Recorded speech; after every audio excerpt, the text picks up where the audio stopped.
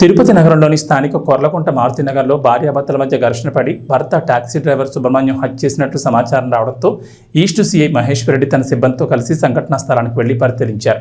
ఈ సందర్భంగా సీఐ మహేశ్వరరెడ్డి విలేకరుల సమావేశంలో మాట్లాడుతూ స్థానిక కొర్లకుంట మారుతినగర్ వినాయక నగర్ నందు కాపురం ఉంటున్న మదన్నపల్లికి చెందిన సుబ్రహ్మణ్యం టాక్సీ డ్రైవర్ గత 10 సంవత్సరాలుగా టాక్సీని తిరుపతి తిరుమలకు నడుపుకుంటూ జీవనం సాగిస్తూ ఉండేవాడని వివరించారు.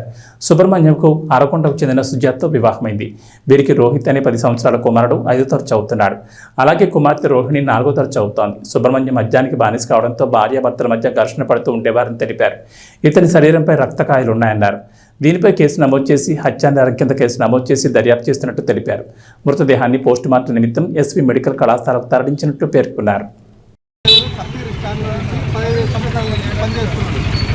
10 సంవత్సరాల నుంచి పనిచేస్తూ వాళ్ళ భార్య ఏం చేసిందో తెలియదు. అరాచకంతో అతన్ని లాక్కొని వచ్చి ఇక్కడ పండుగ పెట్టిందని చెప్పేసి ఇక్కడ ఉండే వాళ్ళు వ్యక్తులు మనకు చెప్పడం వల్ల మనము ఇష్యూ చేయడం వల్ల ఆ వ్యక్తి మనకు మిగతా వాళ్ళు చెప్పడం వల్ల మనకు తెలుస్తుంది. లేకపోతే మనము చూడలేదు, ఇతను వచ్చేసి విలేజ్లో ఉంటాడు, ఇంకా పొలం పని చేసుకుంటాడు. ఇతను వచ్చేసి పొలం పని చేసుకుంటడం వల్ల ఇతను ఫోన్ చేస్తే మటుకు ఇతను అదర్ పర్సన్ వస్తాడు. యాక్చువల్ వచ్చేసి ఈ మనిషి వచ్చేసి సొంతము పెదనైనా చిన్నైనా బిడ్డలు వీళ్ళు వచ్చేసి పక్క ఇల్లే. వాళ్ళ అమ్మ వచ్చేసి పాపము ఏమీ తెలియదు ఆ తల్లికి అయితే ఏమీ తెలియదు. ఆ తల్లి చాలా గొప్పది, మహాతల్లి.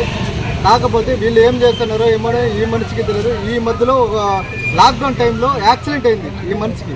యాక్సిడెంట్ అయినప్పుడు వాయిలపాడు దగ్గర ఒక సబ్జీలో ఒకటి కట్టినారు. అక్కడ యాక్సిడెంట్ అయింది. తాగి వస్తున్న డ్రైవింగ్లో వచ్చేసి 2 వీలర్లో పడిపోయినాడు. అప్పటి నుంచి వచ్చేసి కొద్దిగా మైండ్ అప్సెట్ అయింది. అప్పటి నుంచి కొద్దిగా రికవర్ అయినాడు. మళ్ళీ డ్రైవింగ్ చేస్తూ ఇక్కడ సప్తగిరి స్టాండ్లోనే పని చేస్తున్నాడు. సప్తగిరి స్టాండ్లో అందరూ దగ్గర డ్యూటీ చేస్తున్నాడు. సిచ్యువేషన్ జరగడం వల్ల కాకపోతే ఈ టాక్సీ డ్రైవర్లు ఈయన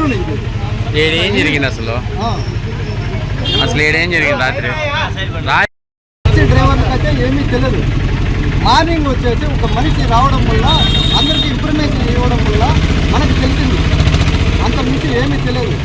ఇది జరిగిన సిచ్యువేషన్. కాకపోతే ఇక్కడ నుంచి వచ్చిన తర్వాత అక్కడి నుంచి లాక్డౌన్ రావడము, కొంతమంది సిచ్యువేషన్ బట్టి మనం మాట్లాడే విధానం ఏముంటుంది, అక్కడి నుంచి లాక్డౌన్ రావడము, లాక్డౌన్ వచ్చి ఇక్కడ పండబెట్టడము, ఇదంతా సీసీ కెమెరాలో ఫుటేజ్లో ఉండాలి అని చెప్తున్నారు. అదే నేనైతే చూడలేదు ఇంతవరకు అయితే. ఇది జరిగింది. తిరుపతి పట్టణంలో ఈ దినము అనగా 2వ తేదీ సెప్టెంబర్ 24 ఉదయం మాకు కొర్లగుంటలోని మారుతి నగర్లో ఒక డెడ్ బాడీ వినాయక టెంపుల్ పక్కన అనుమానాస్పద స్థితిలో ఉందని తెలిసింది. మేము ఇమీడియట్గా అక్కడ సీన్కి వెళ్ళి విచారించాము. డెడ్ బాడీని పరిశీలించి నేరస్థలాన్ని పరిశీలిస్తే అతని పేరు ఎస్ సుబ్రహ్మణ్యం అని తెలిసింది. ఇతనిది మదనపల్లె ఏరియా ప్రాంతము. వీళ్ళు దాదాపు 10 సంవత్సరాల కిందట ఇక్కడ బతుకు తెరువు కోసం వచ్చారు. ఇతను taxi driver, Tirupati Tirumala taxi డ్రైవర్గా పార్ట్ టైంగా టెంపరీగా పనిచేస్తుంటాడు. ఇతని భార్య సుజాత, ఈ అమ్మాయి కూడా రిలయన్స్లో పనిచేస్తుంటుంది. వీరికి 2 సంతానము. ఒక బాబు పేరు రోహిత్, ఏజ్ 10 సంవత్సరాలు, ఇతను 5th క్లాస్ చదువుతున్నాడు. కూతురు Rohini, age 9 years, 4th class చదువుతుంది. వీళ్ళది కూడా అరగొండ ప్రాంతమే, అమ్మాయి వాళ్ళది కూడా. మాకు తెలిసిన ప్రాథమిక సమాచారం మేరకు ఇతను తాగి కుటుంబంలో వాళ్ళ భార్యను వాళ్ళను హింసించేవాడని, వాళ్ళే ఇది ఏదైనా చేసింటారని మాకు ప్రాథమిక సమాచారం.